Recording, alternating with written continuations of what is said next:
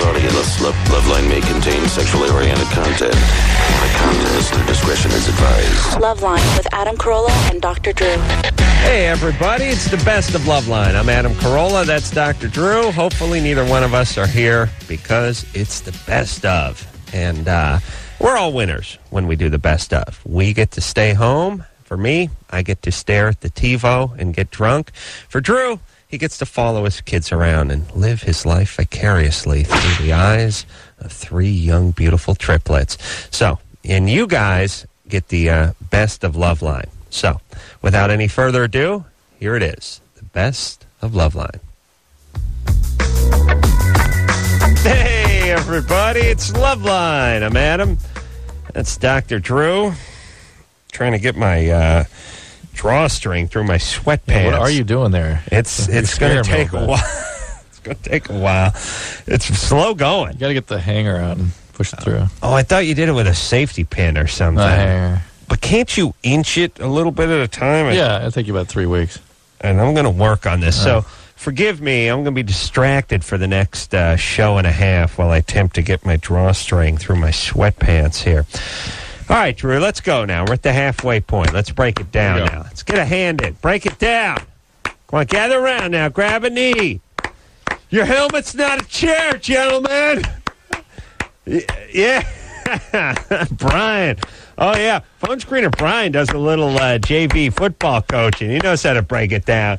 All right, let's go. Let's get started now. No, it's not a chair. The helmet is not a chair, gentlemen. And I use that term loosely. Come on, ladies. That's right.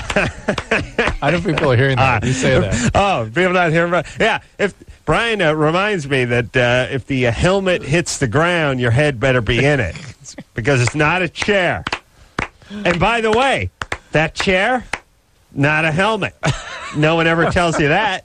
It's not like you're sitting around in science class and the teacher's like, "Hey, son, that chair, not a helmet. It's not a helmet." Nope. No, I mean, if they're, it only stands to reason if they're going to tell you the helmet's not a chair. All right, let's go. Let's talk to Lynn. Hey, Lynn. Yeah. Yeah, what's going on? Break it down now. Let's go. Alrighty. Well. All right.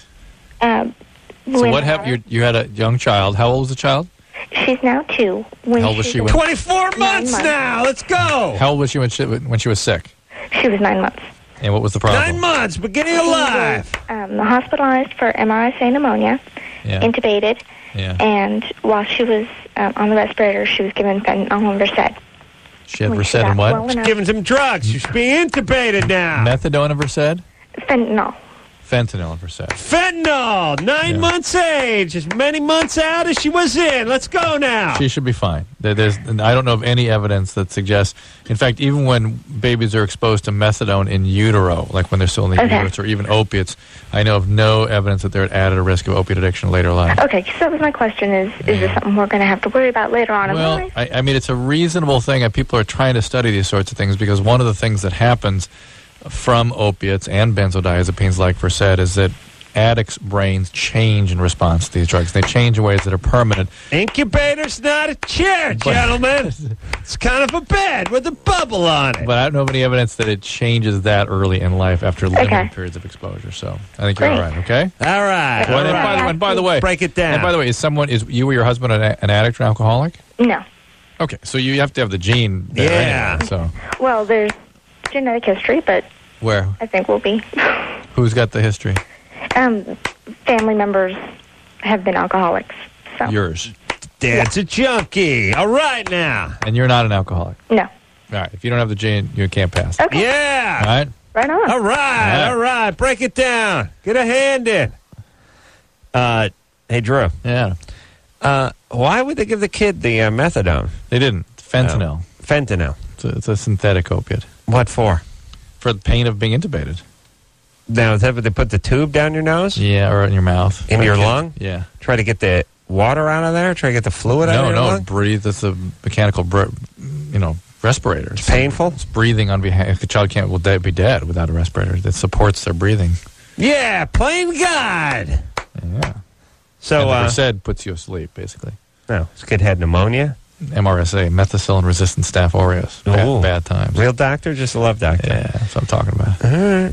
All right. Could orgasm with all 75 previous partners. 75. And? Yes. Uncle Frank, 500 women. So he says. 500. I think What's it's more that? like 600. 600. And? Yes. You're 25? Yes, I am. What's up, baby doll? Well, I'm having a problem with my current relationship. I've been with this guy for 3 months, and I absolutely love him. I think he's the most wonderful thing in the world, and I'm having a problem. Everything is great except for our sex life. And I've had, more than my fair share, I should say, of sexual partners. 75, it says here. What? Oh, my goodness. Yeah. Well, they already told you that. Were you sexually addicted or compulsed or something, or was something? Yeah, I was in therapy for a while for sexual addiction. All right, so let me I were to put the puzzle together here, okay? Okay. One of the things that starts to happen when people are sexually compulsed is that they, particularly women in my experience, will have a piece of themselves sort of split off. A piece of themselves they feel sort of bad and right. sort of dirty. And they can only experience that part of themselves when they're with bad guys in these sort of sexual encounters. And they can function well sexually in those circumstances. But when they're with a good guy, they feel split off from that bad self and are ambivalent and can't really function sexually. They can't be sexual with a good guy. Is that sort of how you're feeling? Yeah, definitely. I mean, and so, the men that I've been with in the past, I mean, my father was just astounded that he didn't have any tattoos or piercings or anything. And right. So he's not a bad guy. The bad guys are the ones you can... No, he's absolutely so you got to withhold from the good guy. And then you'll eventually start feeling resentful because that bad self won't have a chance to emerge. So you have to find a way to integrate these things and experience the total Anne with this person. And it also suggests some pretty heavy trauma growing up. So something happened there. You need to be. What happened? I mean, I kind of already knew that. What happened? When I was young, my dad left and didn't know how to be a father or didn't want to be a father, basically. But my mom married a man who had his own idea of perfection. The hell does that mean? Meaning sort of that my mom is very beautiful, as is my sister and myself. We're all a very attractive family, and he was very concerned with sort of having the trophy wife and the trophy daughters. And about a year ago, he decided that he sat my mom down and said, I love you, but I don't want to be married anymore. Went out and got himself a 30-year-old girlfriend. Mind you, I'm 25, my sister's 27, and sort of has now become this executive playboy, if you will. Look, that's not about... that has nothing to do with perfection. That is the fact that he does not have relationships with women. They are merely objects for him to sort of act out upon. Right. Yeah, what? Hold on. There's been much discussion of narcissistic hold on. All right. Yes, he's narcissistic for sure. Okay. For sure. For sure he's narcissistic. Let me get the current story about stepdad running off with his secretary when she's 25. She's already been through 75 patsies at this point. We want to know something about when she was 9, but it's just all there. All right. Well, look, get some therapy. She's doing that, and stick it out with this guy. And understand that bad self needs to be integrated. You need to present the bad self to your present partner. He will accept it. He'll be fine with it. That part of her that feels bad and dirty, she needs to share with her new partner. He'll love it. He'll be fine with it. To the tune of 75 guys? Not the history. That part of herself. Okay, but the history, not necessarily. Yeah, but you're just one more skin of the onion away from the 75 dudes. No. Once we start... No, just that self needs to emerge. Well, it's good. And? It'll be good. It's the self that orgasms. The guy will be happy. Does the guy know about all the other guys? No, I don't think that's something that he would want to or should know. Fine, that's fine. That's good. Good. You always lie about that. Don't lie, but maybe a little lie. more mystery. What do I do about our current sex life, though? I mean, when we were together, he would last longer, and now he doesn't. And he used to perform oral sex more often, and now he just wants to have sex. And I don't really know sort of how. Yeah. He's just sliding into his comfort zone. No, I think it's also his head spinning. He doesn't know what to think here. He's all over the place. Right. Hey, look, Ann, work hard in your therapy. Think about that part of yourself that you feel is dirty and will be rejected by him. Presenting that to him. Present that to him and see what happens. He'll be fine. He'll stop being so confused. So it's his problem. He's like, I have oral sex, something happens, I have sex. Hell with it, let's just have sex. You know what I mean? He can't seem to get his groove here. Huh? I don't. We just actually All right, we 6 just is talked fine. it. 6 is good. 6. Yeah. All right. James, Hello? you're 18. Yes, I am. All right. What's up? Well, basically, my girlfriend and I have 2 other roommates, and whenever she and I have sex, we like them to watch, or we like somebody to watch. And we generally only have sex if there's somebody watching. And whose idea was this initially?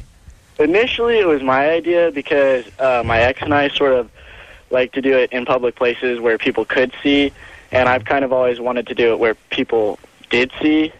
Yeah. And, well, now, hold on a second. What, first off, when you say see, you mean just sitting on the sofa with their legs crossed, or do you want them sort of peeking around the corner? No, basically just sitting like on a chair, anything where we're the display and they're watching. Are they allowed to talk? No, generally I'd like them to sit there and shut up, basically. Because my thing would be like, come on, get a dork in. Let's go now. Break it down. I don't know, that might kill Not a chair. Her face is not a chair, gentlemen. All right. Yeah, so what's the question? Well, I was wondering why. Like, that's the only time we ever really have sex is when someone's watching. Otherwise, it's kind of, boring, or we just don't. And your girlfriend is okay with this, by the way? Oh, yeah, she's really okay with it. She's actually pretty cool about it. Well, here's what it means to me. And again, this can mean a lot of different things, but more often than not, this means that you need high levels of arousal in order to feel sexual. So opiate addicts, or even marijuana addicts even sometimes, when they're off their drug but not in recovery, will do this kind of thing. Physical abuse survivors will do this kind of thing because the arousal centers get kind of burned out. They get sort of diminished by physical abuse and by drugs. And so in order to feel the arousal, you have to create these extra situations. And so it's one of those two things. Wow. Yeah, I don't know. To me, I had roommates that got laid every once in a while. Yeah, but you'd be the watching one. Yeah. But, Would you pee on them? only if they didn't perform up to my level of And by the way, people who haven't been satisfaction. listening for an hour would wonder where that came from. Yeah, they would. Yeah. Well, that's why I got to listen to the whole show. Yeah, I'd hear them going at it in the living room every once in a while and just come down the hall and peek my head around the corner. But I'd be uncomfortable. I think they just asked me to sit down and just, take notes. It'd be weird. I don't mind the fly on the wall kind of thing, but when you just, hunker down in between the two of them, they're going at it. Well, the honker would be the critical problem in all this, wouldn't it? Yeah. Yeah. I had a roommate that got a lot of action, What am I going to do? What are you going to do? This one-bedroom apartment, 20 years old. We had a Murphy bed where it was a sofa that folded out. And by the way, let me say this to anyone who manufactures sofas that fold out into beds, because I happened to purchase one a few years back, and the only problem with it is the giant steel arched bar that goes through the center of it. That it's not enough that it just technically folds out in a bed. You have to be able to sleep on the goddamn thing.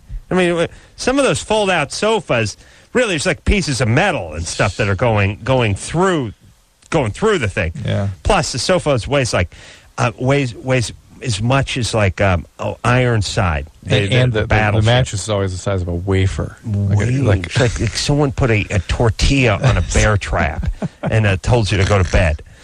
But anyway, the one at my house is comical because it literally has a bowed bar that just goes down the center of the thing with the tortilla thickness mattress over the top. But anyway. Tortilla on a bear trap. Yeah, what you end up doing is just pull the mattress off, put it on the floor, and then, okay, but it took you 45 minutes to unfold the thing. Here's what I'm saying. One of the legs on the fold-out sofa, that they fold down, those two legs sort of fold out and go down. Yes. It didn't sit right. It was like 3 inches above. Always they move. So this guy get a little head of steam going. It was like somebody was taking a mop handle and banging it on the floor. Wake you up, let you know it's time. The guy underneath us, Al. Uh-oh. He always knew what was happening in there.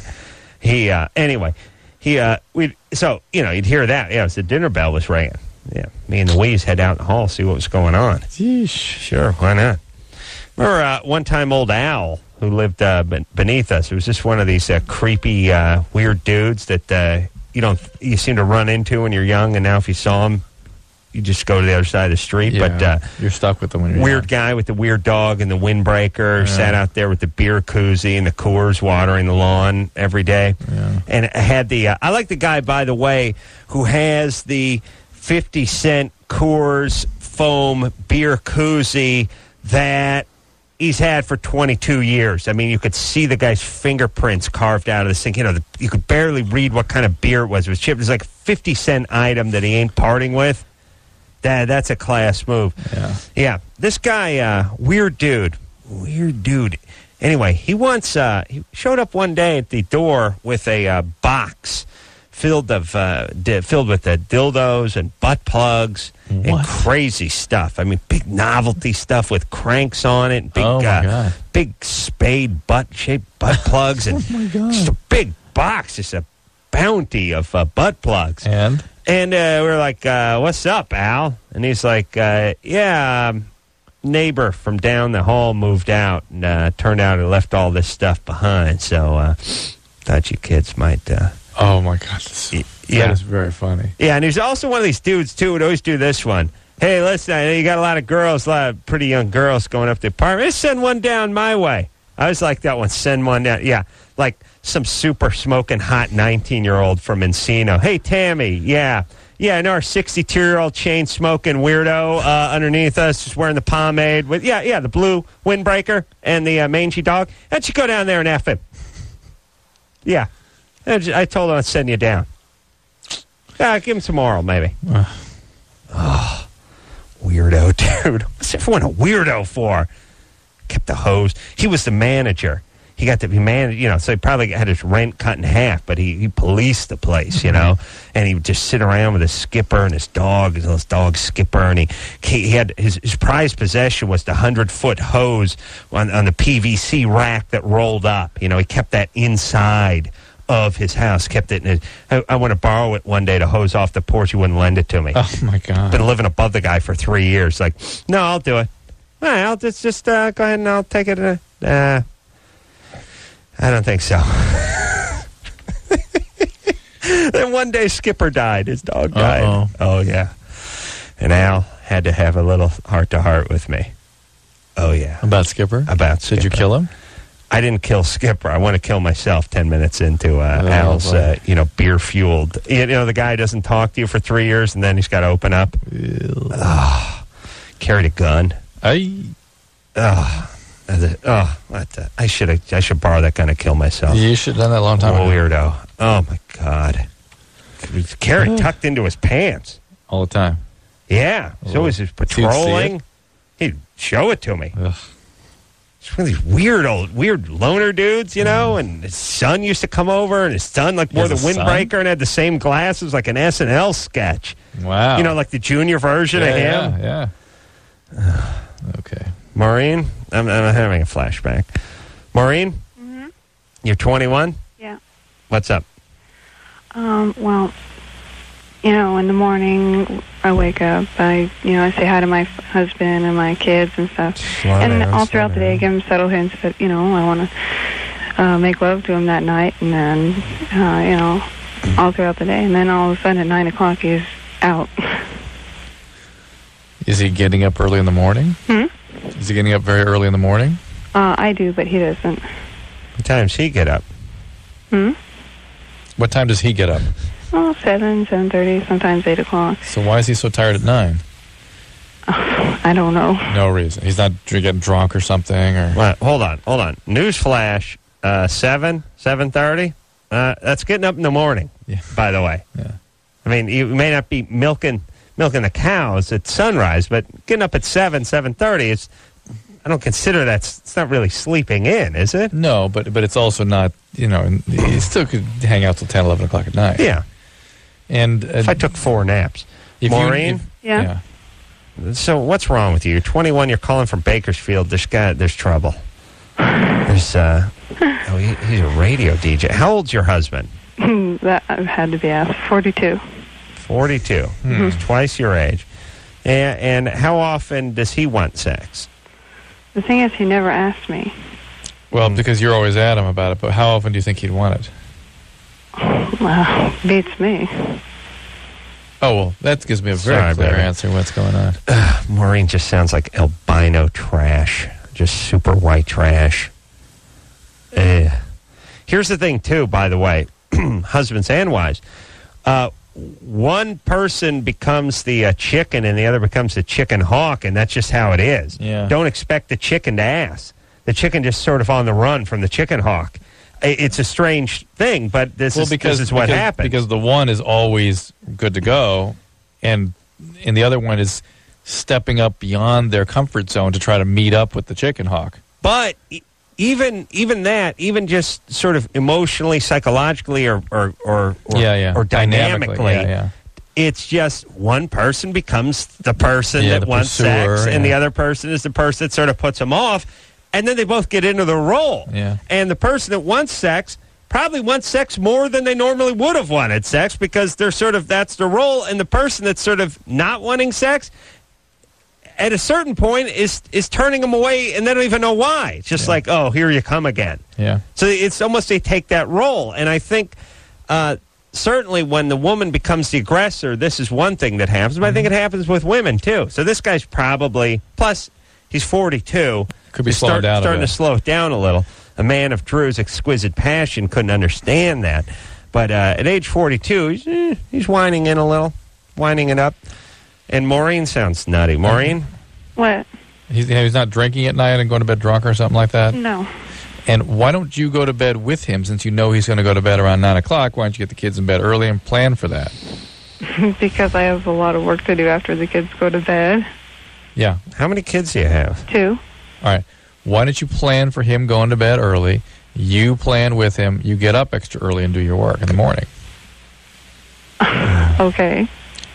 Oh, I'd hate to have you just go do whatever you want. Just well, no, it sounds impossible because I have a very strange life. What's your life? I wake up at about 4:30, 5 o'clock. Why? In the morning. Why? Because if the kids are asleep, I can clean the house and get things done. If they're not, I thought you'd get stuff done at night. Well, that's the thing. After the kids go to sleep, that's when I try to get my work done. But if it's not done then, I have to get up early. Okay, why don't you not do it at night and do it in the morning? Listen, idiot, you just said you got up at 4:30. It's the only time you could get your stuff done. And then you just went ahead and said, well, you got to get the kids to bed because the only time you can get anything done is at night. Depends. So which is it? It depends on how early they wake up. Because, see, one is only a year old, and he wakes up about, 5 o'clock.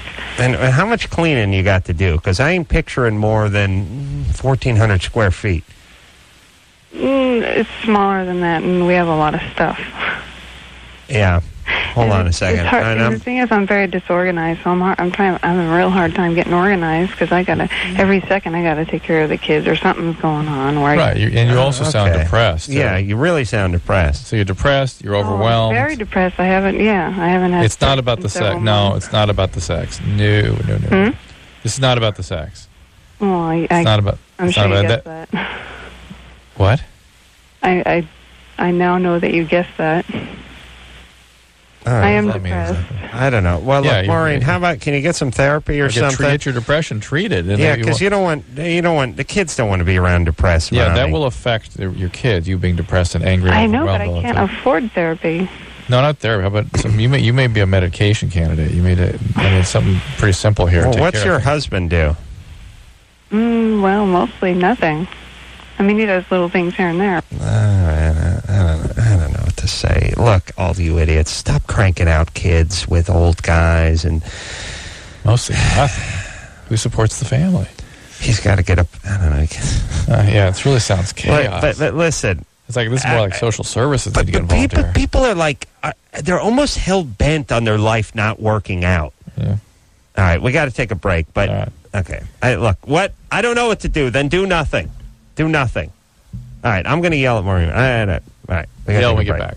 800-LOVE-191. Well, 10 hours and 40 minutes from Los Angeles to de Gaulle in France, and 3,600 miles from New York to Paris, and 2,400 from L.A. to New York. Seems short, but I buy it. All right.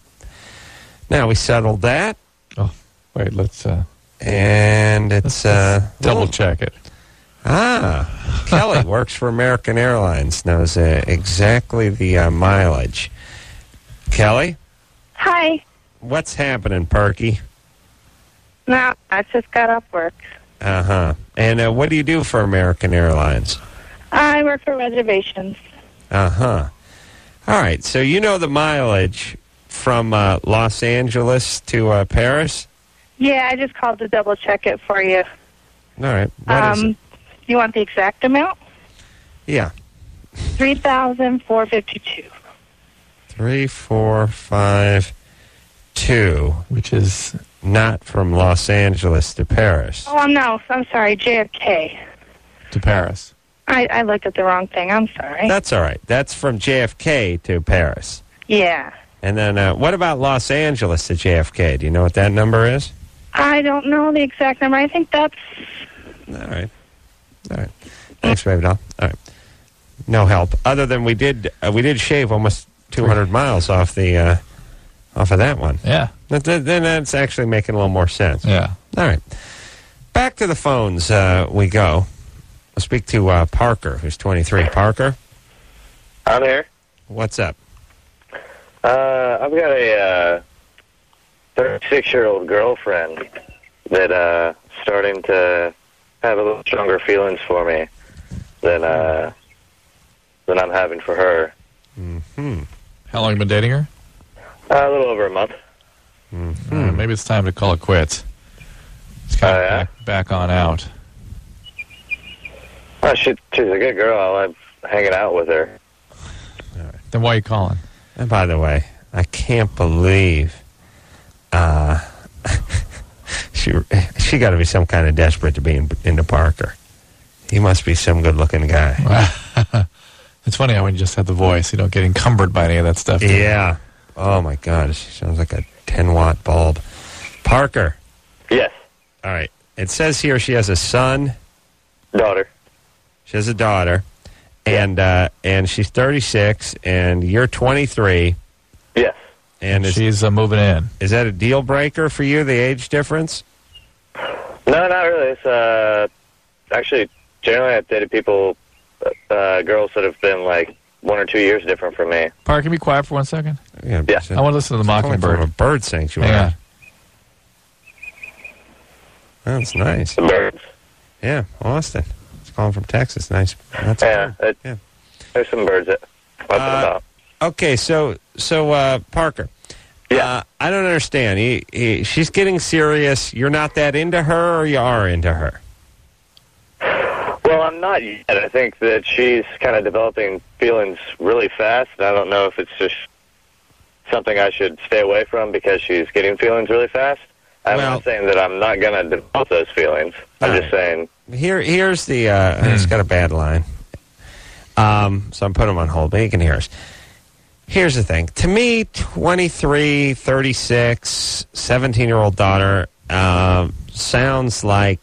I don't know. I just think when you're a 23-year-old guy, you should just be a 23-year-old guy. Right. He's closer to a peer age of the daughter than the mom.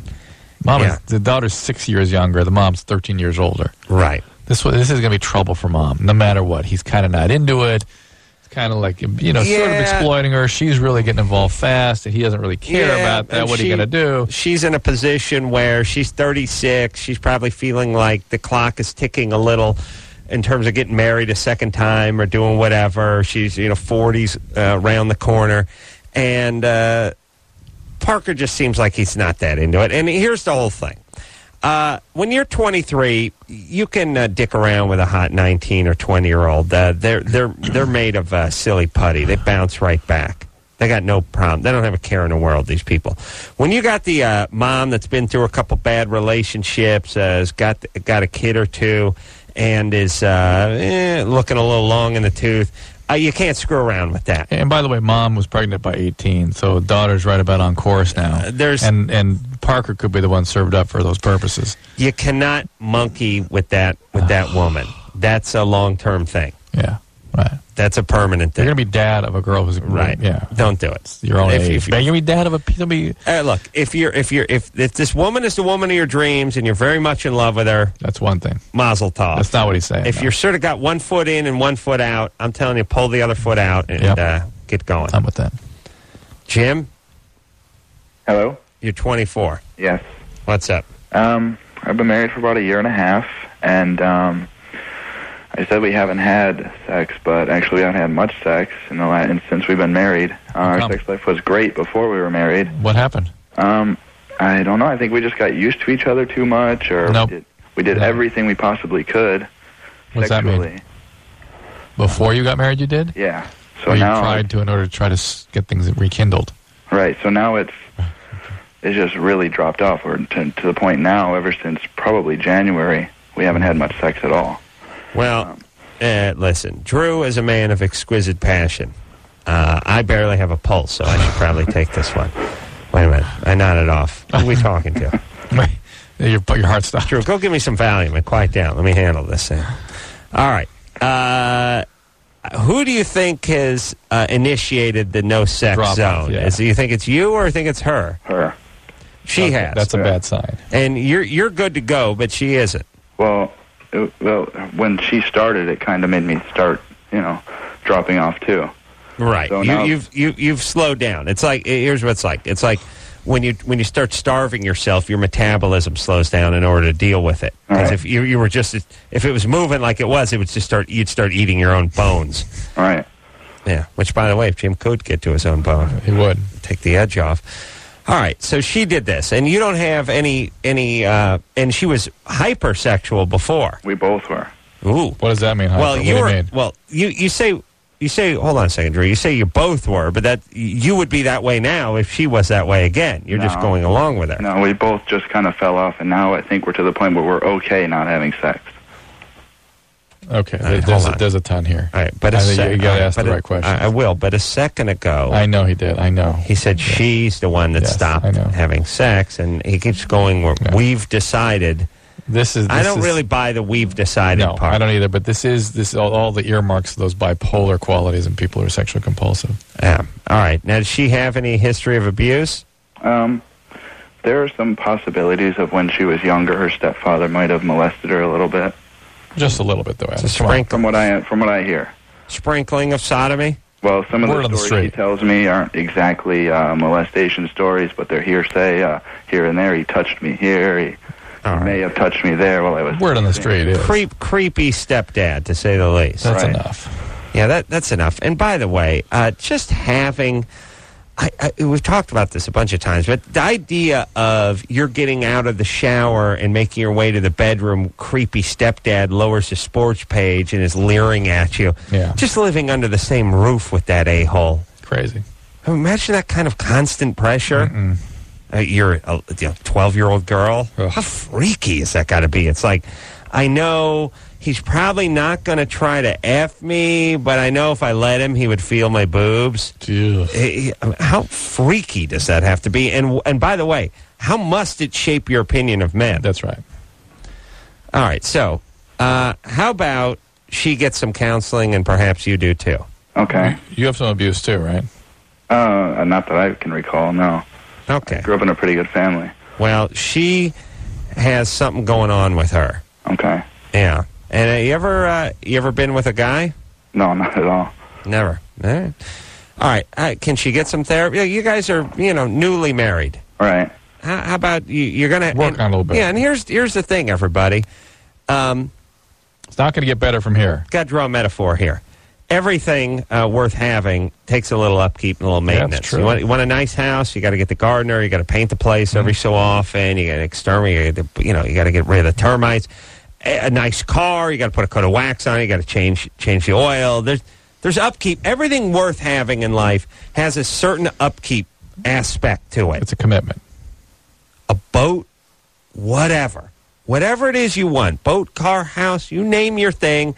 I'm going to, hobby, sport, whatever, there's going to be some work involved with keeping it running right, whatever. Relationship, no different. Mm-hmm. If you're lucky, you get a nice, reliable Camry that doesn't really take too much.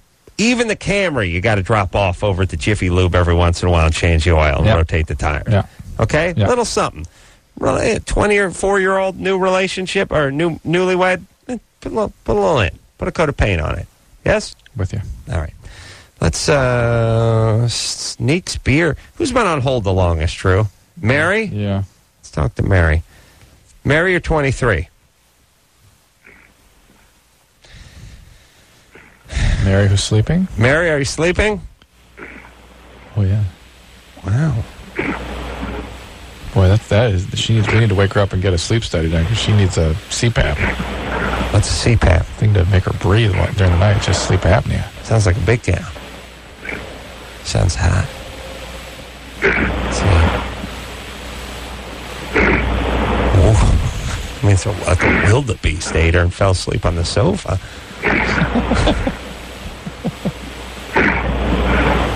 I'll tell you, if I was thinking about robbing the house and I heard that coming from under the front door, I'd go to the next house. Be like, there's a troll or a bear or something that fell asleep in there. Like under the stairs at the Munsters. Yeah.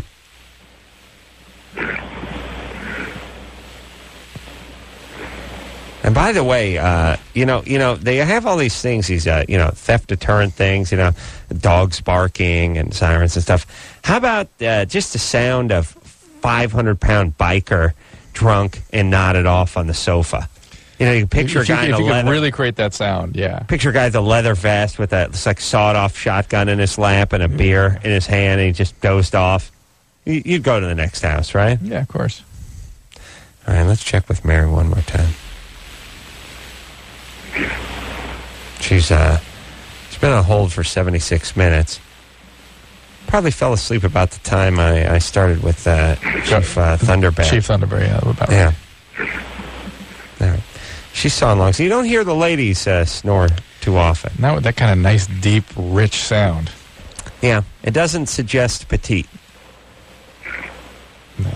No. Now, if she has the phone up around her face, it probably means that the receiver, the ear part, is somewhere near her ear, right? I would think, yeah. So you want to try to wake her up? Let me try. Why are we not hearing her now? It's a good question. All right. I've run out of ideas. Mary?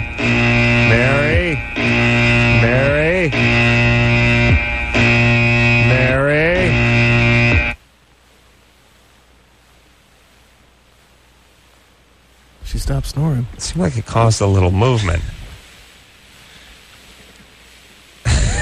All right. Let's take a break. We'll get back with Mary. It sort of it shut her up. As somebody who's the world's lightest sleeper, I'm constantly amazed at those who can nod off in the upright position with like phones in their ears and stuff. She must have heard her. Well, obviously heard her name on some level. She heard something, or she wouldn't have stopped. Right? Possibly. All right. Thanks for that commitment, Drew. We'll get back with Mary, and then you and me and us all after this.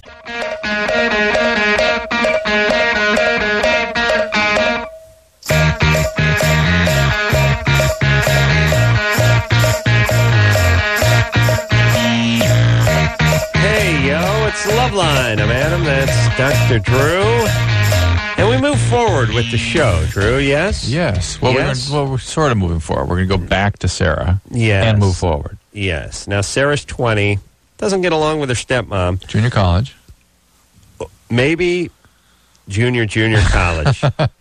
Is there a 1-year college that's like an annex of a junior college? Like Junior. Some trailer. Junior college. Trailer college. It's a trailer that's up on pier blocks, like out in the parking lot of the junior college. Sarah. Yeah. All right. So now, you were 6 years old. Well, look, I didn't want to get into this anymore. I don't like your stepmom, but I understand why she doesn't like you as well. So yeah, but here's the thing. Here's the deal. Are you living at home? No, I'm not. All right. Good. Well, then there's really nothing to worry about with your stepmom. Well, no, it's just like whenever I call my dad's house, he wants me to acknowledge her, and I don't acknowledge her at all. And I don't think I deserve. I don't think I have to do that. And you hearken it all back. It's all that is hard feelings you have about her yelling at you about something kind of goofy when you were 6 years old. Well, she used to kick me and my sister's ass. Okay. And then before we left for the weekend to go back to my mom's house, we would have to kiss her. Mm-hmm. With your tongue? No. Do you have a lot of piercings, Sarah? I don't know. No. Okay. All right, Sarah. I'm sorry you have an evil stepmother. I do believe she's a bad person. I understand you don't want to acknowledge her. That's fine. And you cannot acknowledge her. And if your dad can't respect or acknowledge that, then you may have to cut him off for a little bit too. Yeah. But I already cut him off for like 2 years. I didn't talk to him, and my sisters did the same thing. Would that work okay for you? Not really. All right. Well, now, let's talk about you now. A, let's turn down the goddamn radio. B, what is going on? You're going to junior college. That's a disaster. What else? No, actually, it's not. It's going really good. How do you pay for that? Financial aid and grants. And you pay for your living that way, too? I mean, your living arrangements? Actually, I work full-time, too. What kind of work do you do? Right now, I'm a floor technician. Right now? Floor technician? Yeah. What does that mean? It means you're running a waxer, right? You're buffing floors? Yeah. Really? Yeah. Are you using one of those buffers? Yeah. Oh. And not interesting to you that I knew the equipment that you were using? Kind of. All right, so you're using one of those circular buffers, like in commercial buildings? Yeah. Well, sometimes they're big old, little machines. And are you working at night? Yeah, actually, I'm at work right now. All right. Ooh. Never doesn't bother anybody that I know when they work and what the equipment they use. What's what they do? How dare you? Of course. Yes, because they think I'm like a kazoo. No. And I'm on their shoulders. Right. They think everybody knows what they do because it's what they do. Right. So therefore, you should know. Right. Yeah. Right. It's grandiose stupidity. But it's grandiose what happens when you've been physically abused. Yes. You got to be as I've said before. You've asked me to bring up my patients that have been sexually or physically abused feel like a piece of S around which the whole world revolves. Right. And that's what you're dealing Sarah, with. Yeah. Okay, Sarah. Everybody, let me just take a moment and give you some words to live by. You owe nothing to your parents if they weren't good parents. You owe everything to them if they were great parents, and then it's whatever's in between. I mean, quite honestly, if your parents were a 4.5 or a 5 on the parenting scale, and you got to be honest, you got to stand back and look at it, then you can be a 4 or 5 on the child. It can be your assessment of it too. It can not be. what they tell you they were. No, your assessment of it. My parents know that by their own admission they were like 3, 3.25. Now I give them about a 2.5. Little payback. What's that? I got a little interest for all the therapy I'm going through. And there you go. If your stepmom was a 1 or a -1, then that's what she gets. Your dad was a 3, you give her a 3. That's what he has. He doesn't have a daughter, he has a 3. It's about a third of a daughter. Fine. Work hard, get your crap together, and punish them by being successful. Not by getting high and having to move back in the garage. Good times. All right. We'll be back after this. Let's go!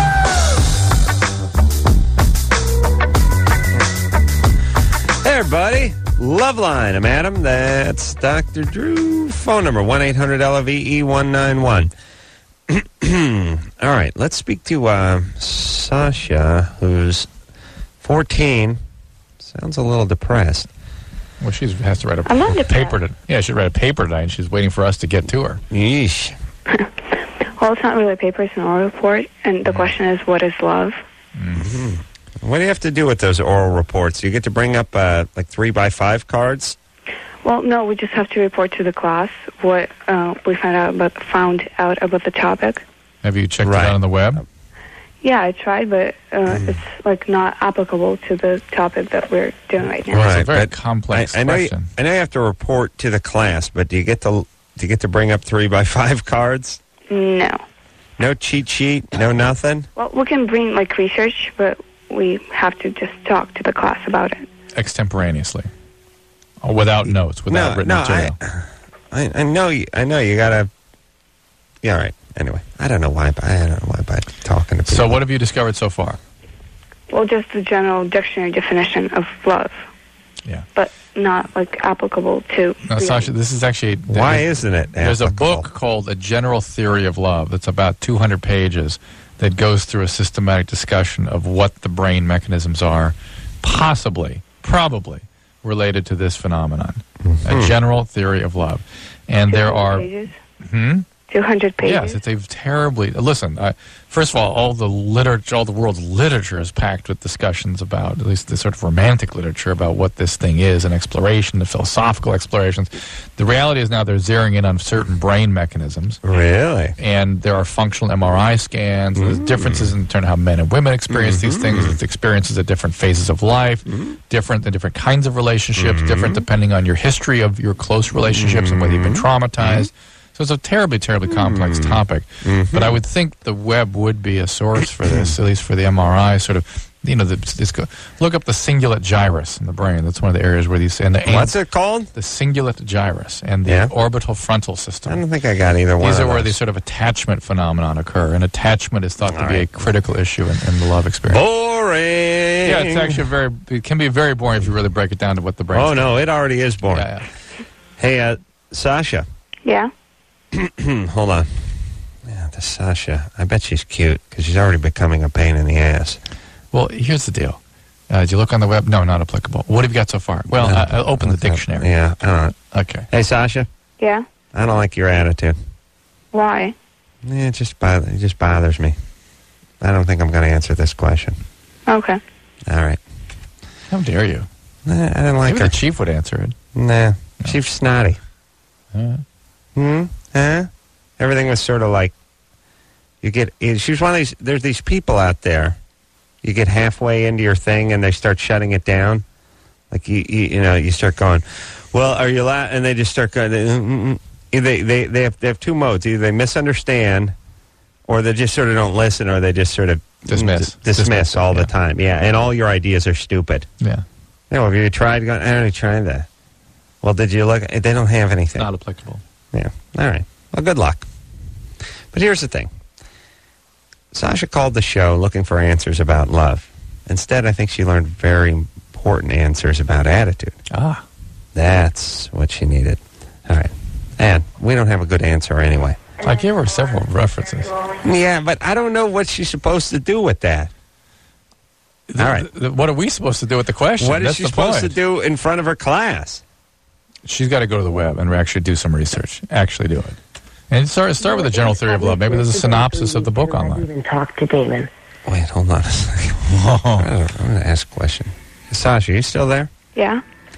What's your family situation like? Just a regular family. Everything cool? Yeah. Dad's home? He loves you? Mm-hmm. And Mom's good, too? Yeah. What's your dad do for a living? He's a computer programmist person for Microsoft. Aha! And your mom, what's she do? Oh, well, she's a computer person, too, but she doesn't work. Nice. Well, she can't really work. We're illegal. Well, it's illegal for her to work. Why? Well, we're from Russia, so we just moved here 3 years ago, so she doesn't have a right visa to have a right to work.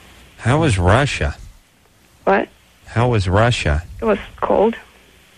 It was cold. It was good. It's good? Russia's good? Yeah. Why'd you move? because my dad got a job here and it was better than the job there. Are you upset that you had to leave? Well, I guess, but it was like 3 years ago, so I don't really remember much. Wow, but you were 11 then. You should most of your childhood was there. You should remember a ton.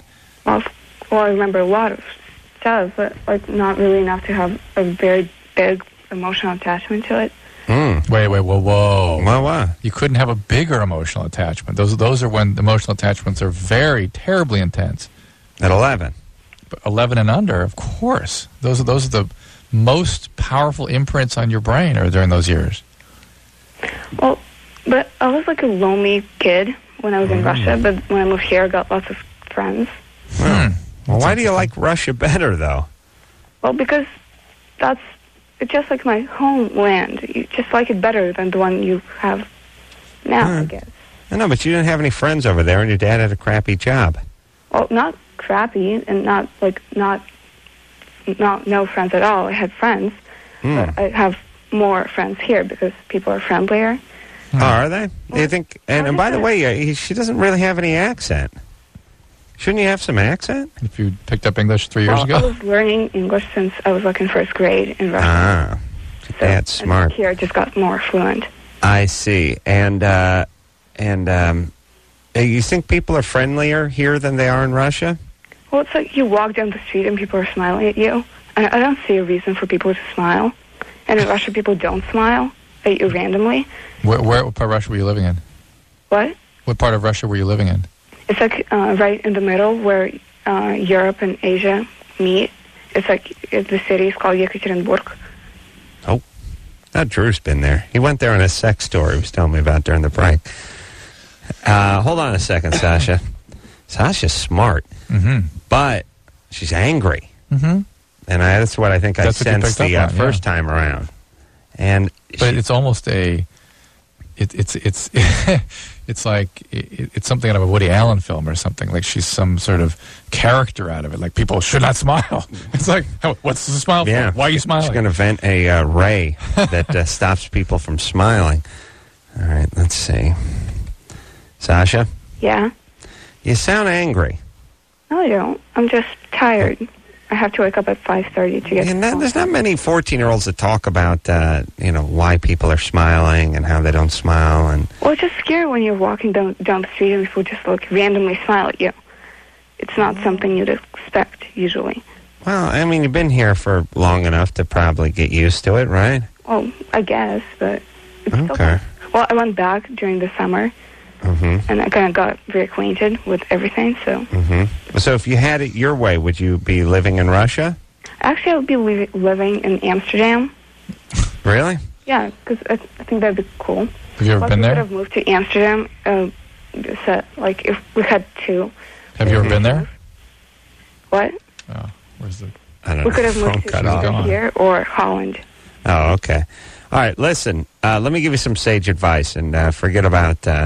this. By the way, in this country, I'm looked at as a deity. I'm a bit of a god. So maybe you hadn't heard of me in Russia, but I'm huge over here stateside. Adam Nostrovia. That's right. I've listened to this radio station for 2 years now, so... So you know. So listen, here's the thing, Sasha. You're super smart. I bet you're cute. You got a lot going for you. But sometimes being smart doesn't mean being happy. As a matter of fact, smart is not the friend of happiness oftentimes. It turns on happy and beats the crap out of it. Because smart looks at happy and says, "You think you're happy? Yeah. Where'd you get that haircut? And look at you. You're 10 pounds overweight. And, you got some friends, but you don't got that many. And they ain't that smart, and they ain't that happy. And next you know, happy don't feel too good about himself." Right. That's what smart does to happy. You know what you want? Let me tell you. That's why that was not the eighth dwarf, or they kicked him off the set. Smart and happy, because he would have kicked Happy's ass and would have upset the balance of the whole thing. Sasha is real long on smart and kind of short on happy, and ultimately, whereas the smart people walk around passing judgment and letting everyone know how much smarter they are than everyone, ultimately jokes on them because they went through a life without any happiness. So. I think you're giving a very, very important message to the American youth, which is don't be smart. That's right, and don't crack wise. No, It's one thing to accumulate knowledge. That's fine. That's an important thing. You should go out and experience and learn as much as you can. But when you put a bigger emphasis on smart than you do on happy, people need to focus on happy. If people are smiling, you should smile back. It's a better. I just find it interesting that the whole notion of love for Sasha is something terribly mysterious and confusing. It's like, what could they possibly mean? Yeah. Well, I looked in the dictionary. Sasha's smart and a little bit angry. Icy cold. It's an icy cold. Colder than the Russian front that they used to threaten to send Colonel Klink to all the time. Colder than Siberian winter. I was going to say a Siberian parking block. All right, so here's the point.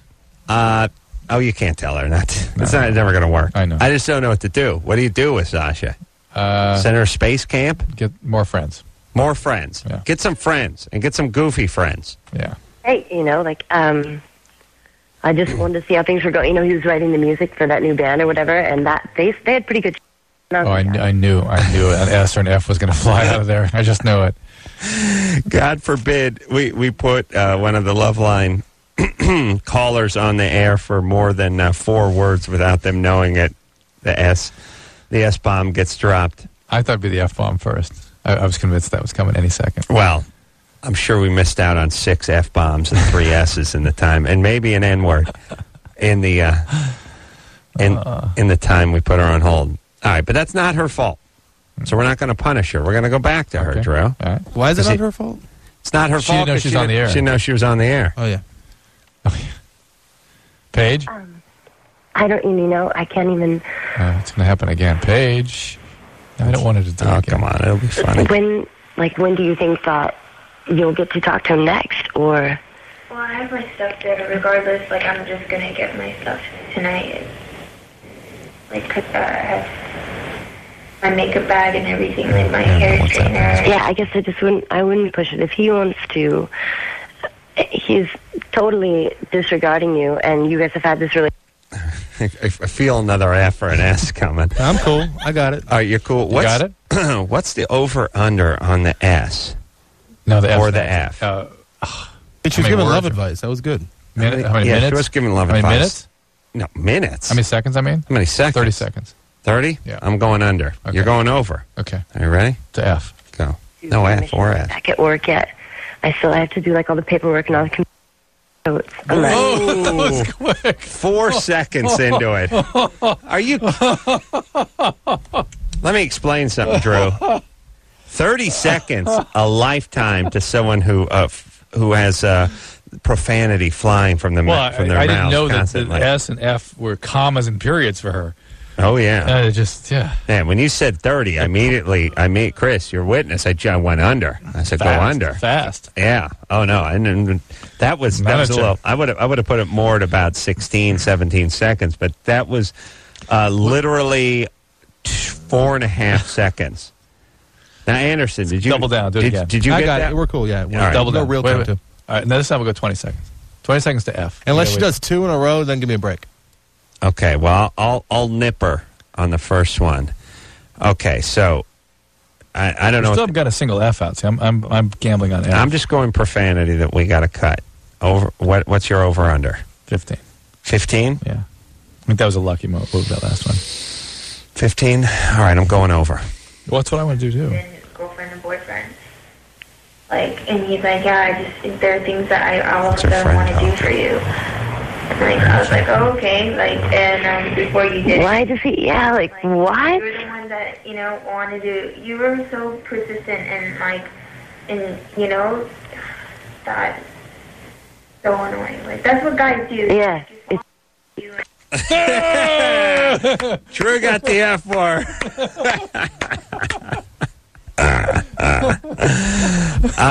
The F word came about 21 seconds into it, although it was only her third word. Her friend was doing most of the talking. Yeah. So it was hard to figure out where to start the clock there because, her friend was talking the whole time. That was tough. Yeah, that's tough. All right, Anderson, did you get that? Yeah, we're good. Let's do more. And what is what are the people at home hearing? They're just hearing like a second of dead. They hear this. But they know the what's being word. said, yeah. They miss the word. Okay. Do you make a sound or something where the word goes? I've been asking for a sound over here for a long time, but I just have dead air. Okay. Well, that sound that's extravagant, right? I mean, for a radio show. I wanted this. Aye. All right, let's get flipper back. sound. Well, let's make another bed. Okay. All right, now this is any kind of profanity. Any kind of profanity. I think we go for a duel.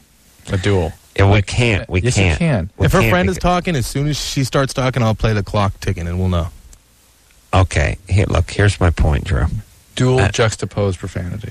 No. 30 seconds. No. I got to put them on hold the second I hear the first one. And Anderson's got to dump it. I can put them on hold. Well, here's the point. It's getting confusing, Drew. I say S word. All right.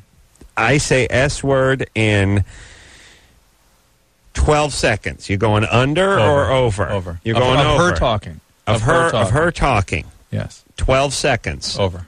Going over. All right, I'm going. So I've 12's a push. Wrong button. Oh, wrong button. All right, I'm gonna push the button when the clock gets to straight up at 11:17. All right. That's yeah. 23 minutes before the top of the hour. Here we go. 42 minutes.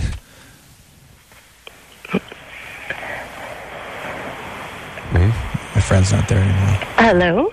Oh, you guys stopped talking. Oh, no, you heard that. Oh, we had a great thing going with you two. Oh, wow. That was huge. But, Paige, we notice a certain meter and quality to your speech, and we'd ask you to refrain from using some of the great embellishment of speech and language that colors your language every about fifth word while you're on the air. Mm-hmm. Sorry, I'm sorry about that. Oh, that's all right. Where'd you go to finishing school? Drew's looking for a place to send my nice daughter. prep place to send the kids. Yeah. You know, I didn't know you guys were there. Now I feel really rude. I'm sorry about that. That's all right. Now, how did it happen that we could hear you, but you couldn't hear us? You know, that's really bizarre. I was kind of thinking the same thing. I'm totally embarrassed right now. She was lost in conversation. How much did you hear? We heard you first giving out some very sage advice. Effing advice. Effing advice and a little essing advice to your friend, too. Essing advice. That was the most random thing. Like, I just had an old friend, like, stop by, and it was absolutely crazy. And I was like, I finally got through. Hi, boys. By the way, sorry. I'm totally... That's all right. We found out how guys are. And we actually thought you were right. Oh, really? Mm-hmm. Oh, thank you. Maybe I'll change my major. What is your major now, Paige? Swearing? Elocution. It's fashion. You know, we're allowed to and smoke cigarettes and do all that fun stuff. And I think when I hear fashion, I think skinny chick, big nose. Yeah? Yeah, that's what I think. I don't know. I don't think I'm really skinny, but and that's probably just a girl thing to say. You know, thank you, Adam. I do have a big nose. Yeah. Yep. Well, how tall are you? I'm 5. Ooh, dude, Paige. Didn't we just ask for to hold the color down? Rhetoric, not elocution. Rhetoric. That's what she majors in. Yeah. Now wait a minute, Drew. Now I'm confused. Now I'm not. Was she insulted by the question? By the question? No, she was just using a comma. Yeah, that but was a comma. The effing. I said, how tall are you? And she said, I'm effing. Yeah, I'm. Let's see, comma. Yeah. What did that? But she sounded like an articulate. No. I know you're laughing, but I mean, once she was aware she was on the air, she could only hold it together for so long, Adam. Please, come on. Well, it's true. It had been a whole 36 seconds. We could have dropped the F-bomb. Wow. All right, Paige, you got to hang on a second because we're going to have to. I'm enticed. Really? Let's just finish it up. All right. Paige. Yes. How tall are you? Oh, please do. What is she talking about now? Paige, how tall are you? I'm 5'10". 5'10". And how much do you weigh? I weigh like 135, 137, I'll be honest. All right. And you got a big schnoz, right? Yeah, yes, you know. All right, I'm scared whenever she starts talking that she's going to let the F-bomb fly. All I said was chicks that are designers, I skinny. I didn't say tall, just skinny with a big schnoz. 5'10", 130 is pretty thin. Is 137? Yeah. No, it's thin, Mm-hmm. and she's got a big schnoz. That's all I'm saying. That's what I picture. Mm-hmm. All right. Oh. Paige. So, Paige, what's your question?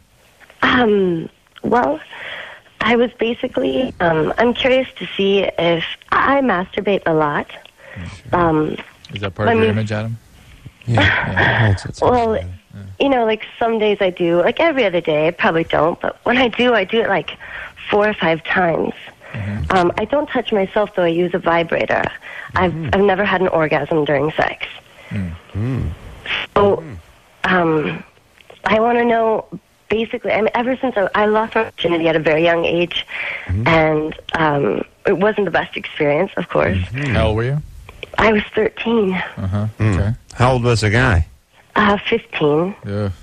How'd that? Were you just one of these girls that grew up too fast? It was my brother's best friend. He'd been a friend of the family for Fabulous. several years. We'd grown up together. He was really cool and always made my brother be nice to me. And Are your parents professionals, like attorneys or doctors or something? No comments on that. Why not? Because I've no. Were your parents drug addicts or something to be ashamed of, or? No, but regardless, I don't know. Hold on, what's she so flighty for? And what's with their no comment line? Well, you have a rule about that, don't you? Oh yeah, my rule is when I hear no comment from one of the callers, later on that night I go home, I beat off, and I drink red wine. Thus, well, wait a minute, that happens every night. Yeah, that's what I'm saying. But we don't hear no comment every night. Oh, yeah. All right, but I'm just playing it safe. Okay. You understand? Yeah. Okay, I understand. Because I'll get home and I'll be like, wait a minute, did I hear no comment? Better probably, pour some wine and pull my junk out. Just to be sure. Please, you gotta cover myself. You don't know. Please you could get burned. Don't cover yourself. Paige? Yes. All right, so here's the thing. What did your parents do? What kind of people were they? I don't like my dad. I don't speak with my dad. Yeah. What was he, a professional? Yeah, he has like ADHD, so he had like 7 jobs a year. Well, I just hear bipolar when you say that. Yeah, that too. I don't know who he is, so I speak with him. He kind of, I don't know. So did he not make any money? No, he made good money. He just like lived a whole life that we never knew about. Oh. Are any doctors or lawyers in your family? One doctor. Who? My mom. Oh, okay. I asked if your mom and dad were doctors or lawyers. I know, Your but mom's I a don't, doctor. All right, who cares? I know what's going on. I know her. I mean, I can feel her. Tell me. Just got the money, got the attitude, angry, smart again, not happy. Was she angry by just being abandoned? And grown up early. But had to raise herself, kind of thing. Yeah, parentalized early. That's right. I would say that too. Money, but you can't buy the love, kind of thing. Dad all over the place. Mom professional. Out So a lot. very cold family life. Very distant. Cold. Yeah. And so you grow up smart. You kind of grow up fast, and a little angry. So she's like smart, little angry. Was that less than 0? Wasn't that? Yeah, about that? that's her. All right. All right, we're taking a break. Paige, I It's don't been a very care. interesting night, hasn't it? You got your vibrator. God bless you. For Adam's birthday, it's been an interesting night. Adam's going to Europe tomorrow. No, I'm Next going. day? Next day. Yeah. Yeah. All right. Good times. Yeah, good times. We'll be back after this. Hey, everybody. It's Loveline. I'm Adam. That's Dr. Drew. Phone number 1-800-LOVE-191. All right. Alana is 22. Fiance likes porn. She wants to watch with him. He wants to do it alone. Alana? Yeah. All right. Been dating for 2 years. What were your relationships like before him? Dated a lot of older guys, I guess. Yeah. How old is he, this guy? He's 27. We were sort of hit with the little girl voice when you started talking to us at the very beginning. I know a lot of people always mistake me on the phone. They always ask me, well, is your mom home? Yeah. There's a reason for that, though. Yeah, but her voice cleared up a little bit.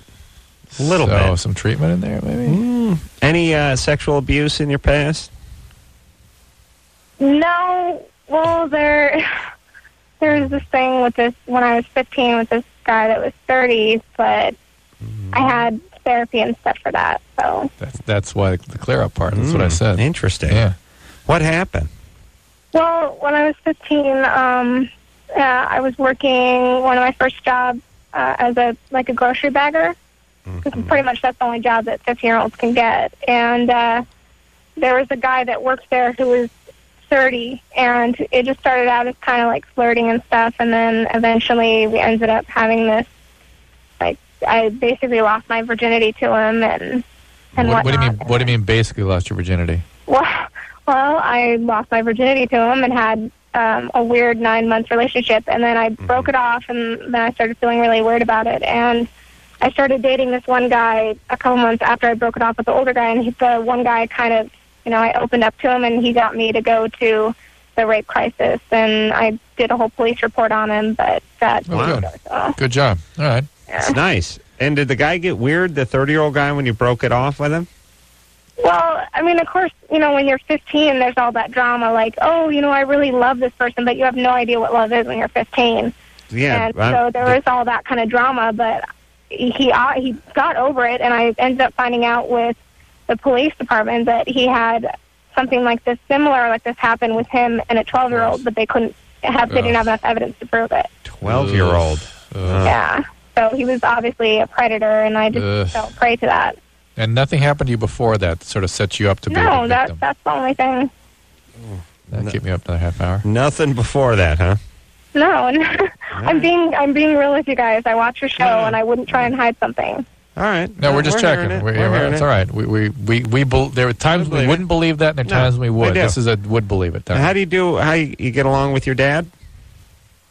No, my parents went through a divorce last summer after about 20 years together, and he wanted me to pick sides, and I refused to, and so he kind of has shut me out of his life now. So we've only been fighting for It takes all kinds. It's something I've always said. Yeah. Okay, so what is the question? Well, the question is, my fiance, he likes to, with this new internet age and everything, downloading's really convenient, and he downloads, I'm not kidding, like 900 or 1,000 videos of porn. Whoa. And some How's of your it's computer hold all that? Some of it's really offensive. Like, we're talking freaky, weird stuff that I wouldn't even mention. Just think of whatever the grossest thing you could think of and times that by 100. Well, here's my are there kids involved with this? No. Right. Thank God, no. I would be running away screaming if that's what the case she was. wouldn't do that. All right, so he's downloading all this sort of deviant porn. Right.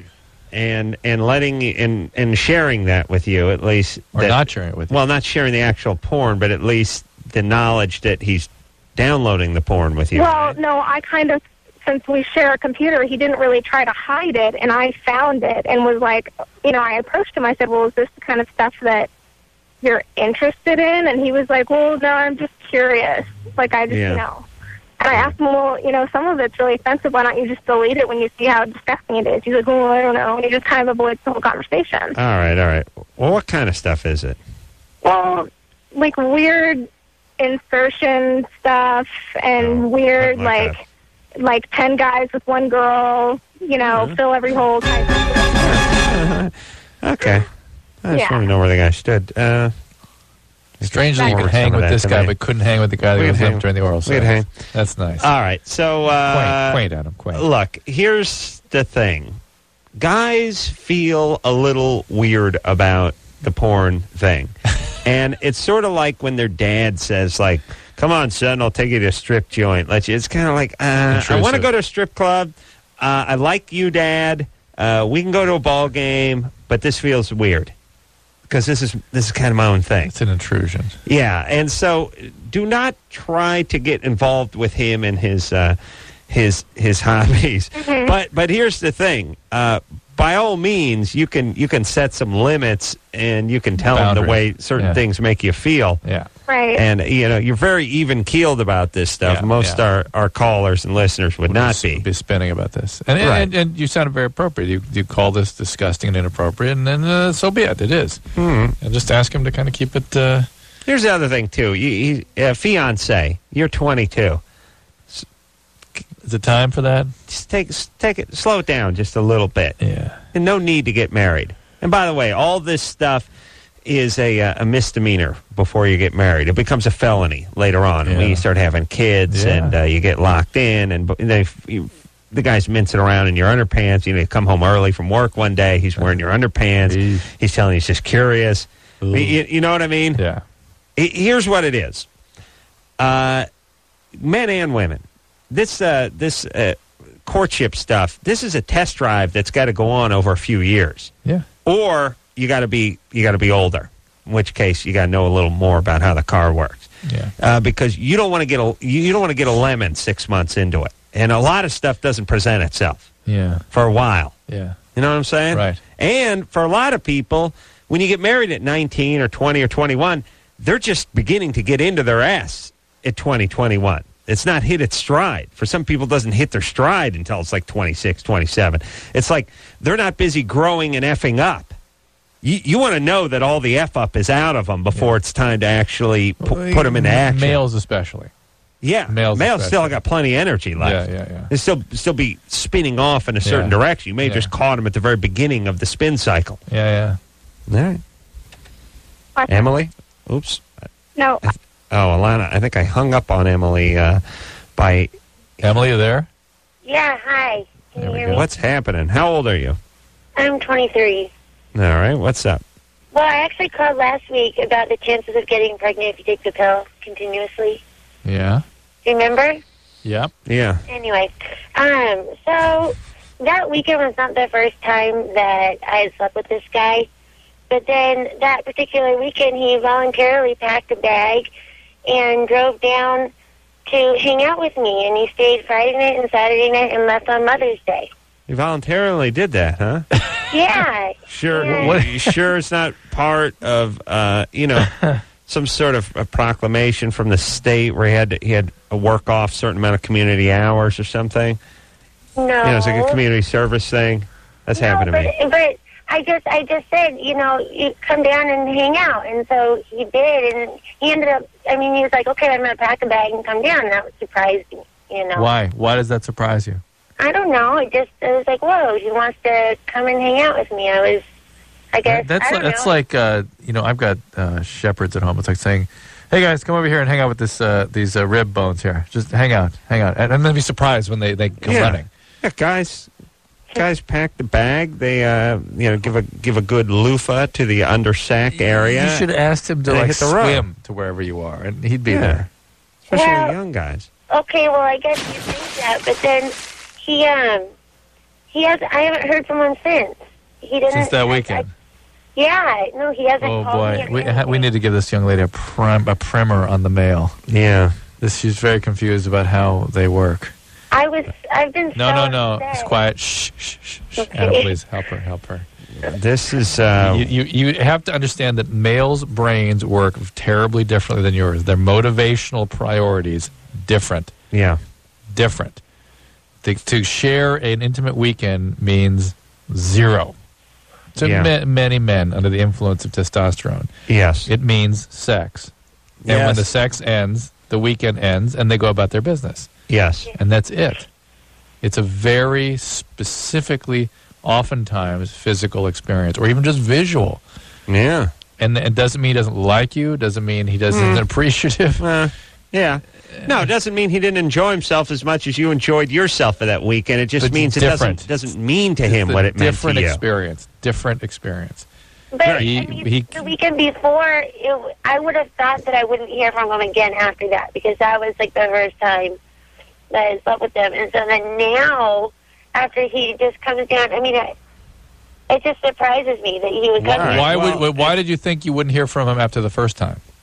I don't know, because that seems like something that would be more likely to happen.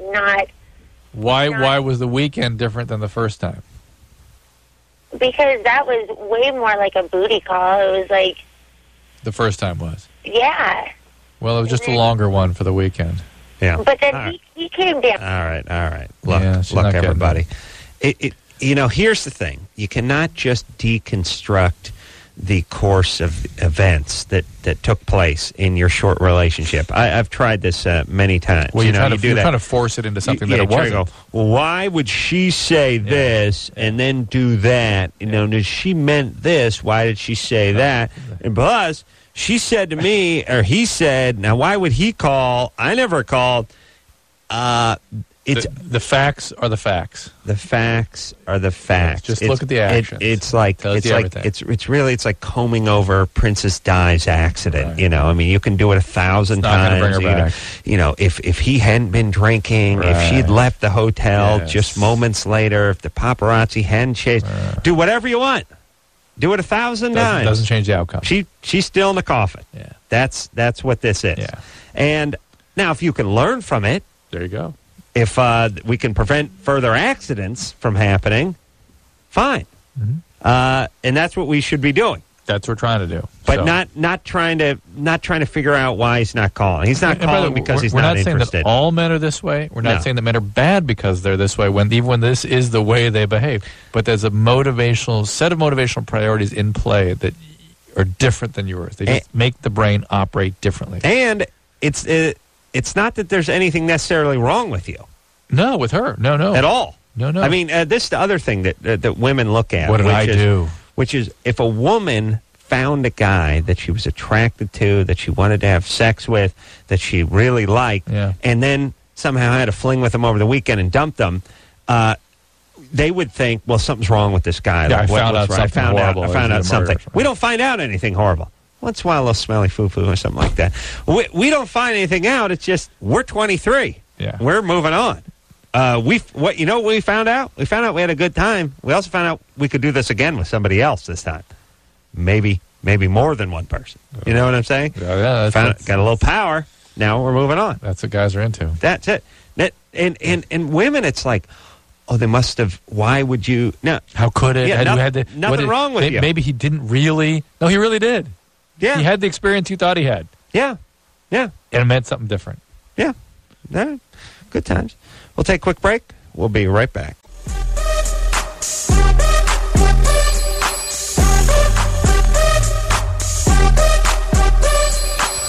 Hey, everybody. It's Loveline. I'm Adam. That's Dr. Drew. Just heard phone screener Brian telling someone never to call again. That's a good thing. I like that. That's chutzpah, son. All right, phone number. Did I give that? 1-800-LOVE-191. Dr. over there, Adam Carolla over here. And it's time to go back to the phones. We'll speak to Elizabeth. Elizabeth? Hello? 22? Yes. Mm-hmm. What's up? When I'm about to orgasm, I feel like I can't breathe, like I'm suffocating. Mm-hmm. Drew? Yeah. I think maybe Chief Thunder Bear. Okay. He's very good with this sort of thing. I think he's a pulmonary specialist. No, he's a gynecologist. Well, he's a gynecologist. He's a psychologist. Ear, nose, and throat experience, too. He does do ear, nose, and throat. And he's a shaman. He's a man of great wisdom. But he has some specialties, too, and I think the ear, nose, and throat may come in here also as a sleep specialist as well. Oh, does he? Good. I didn't know about that training, but that's excellent. He's an amazing gentleman, amazing. Yeah, so I'm going to bring... His command of language is fabulous. I'm going to bring him in. I'm going to need you... Chris, he's still mad at you from last night. Next night, he wants more coffee. Come on. This tonight, please, Chris, don't embarrass us. Not 2 nights in a row, okay? Engineer Chris, please. Live at home many years. Jakaka, many moon. Hachika. No make wampum. Hayahe. He wants you fired, but he can't fire you because they're not paying you now. Okay, Elizabeth, go ahead and ask your question. When I'm about to orgasm, I feel like I can't get enough oxygen, like I'm suffocating. Say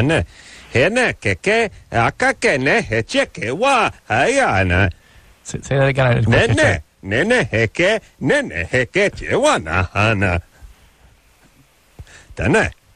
The chief says, Elizabeth, that you should continue breathing right on through the orgasm. That there's no reason you should have to stop breathing. Yes, you I'm trying to breathe. Like, I can't get enough oxygen. What the heck? What prevents you from breathing? I don't know. I feel like I can't get enough oxygen. Like, Are you hyperventilating? yeah. What's that? Why? I don't know. Easy, Chief. Easy. More coffee. Chris, go. Come on. Chris, come on. Look, this guy carries on every night. This guy's graced us with his presence. He's been good enough to come in here with his wide-ranging expertise. Yes. Please, don't embarrass us like this, okay? Sorry, Chief. I'm sorry. Don't worry. I know. Shh. It's good. He'll get coffee. He wants rum in the coffee, too. Yeah, I know. Yeah, firewater. Yes. Yes, firewater. Firewater, yes, I understand. Okay, back to Elizabeth.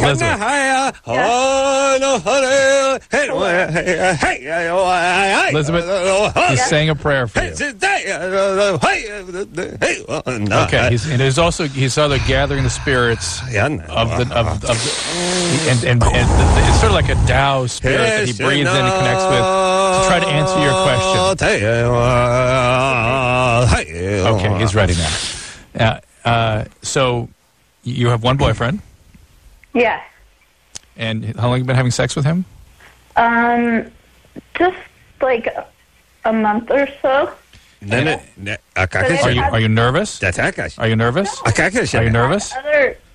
No, I'm not. I've had other long-term relationships, and it always happens. And I can't, like, I get so worn out that I can't, like, I want them to stop because I feel like I can't get enough oxygen, and I get, like, dehydrated. He understands that. Chief understands about the oxygen. Are you having sex, or is it during oral sex? It's during oral sex.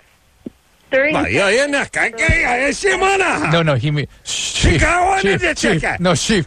He's confusing. I understand. He's confusing you giving oral sex with you receiving oral sex, and he wants to be sure that it's not that you can't breathe because you have something. You got something occluding your airway. Just receiving. Just receiving. Who doesn't have shortness of breath when they're receiving? No, but no, listen. He's confused. The chief is confused. He's basically saying, who doesn't get a little short of breath when you're, especially early on when you're in your sexual relationship, when you're not sort of used to being sexually active. You can get nervous and get uptight, and you got to learn to. You got to literally breathe. And breathe and attune to the spirits of the world. The circle of life. Where's the coffee, Chris? Where is it? And the firewater. He wants a bottle of firewater. Brandy. Well, Chief, thank you very much. I think you've helped Elizabeth. I may have to talk to her a little bit more off the air. So, Elizabeth, hang on, please. Would you like to take another call? I'm back. Oh, whoa, Adam. Yeah. Where'd the Chief go? Chief just says that. Well, first off, Chief, you just hear the wind chimes and the dream chaser blowing, dream catcher blowing around, and he's gone. I see. He sees the spirit himself. Oh, it's much like the spirit. He's elusive as a spirit. All right, who are we going to talk to? How'd that go? How was the Chief? He was good. He was good. Didn't help Elizabeth very much, but he was good. I'm going to talk to her off the air. Heard commercial? No, we're going to break.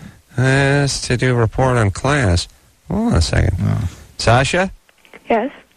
You doing a report in class? Yeah, it's for block. The question is, what is love? Mm-hmm. All right, baby, hold on. We're going to tell you what it is. Or the Chief might, if not Adam and I. When we come back after this. Well, there you go. 2 fabulous hours of the best of Loveline. So, until next time, this is Adam Carolla for Dr. Drew saying mahalo. This has been Loveline. The opinions opinions expressed on this show are not necessarily those of the staff, management, sponsors, or this station. The producer for Loveline is Ann Ingold. Loveline is a presentation of Westwood One Entertainment.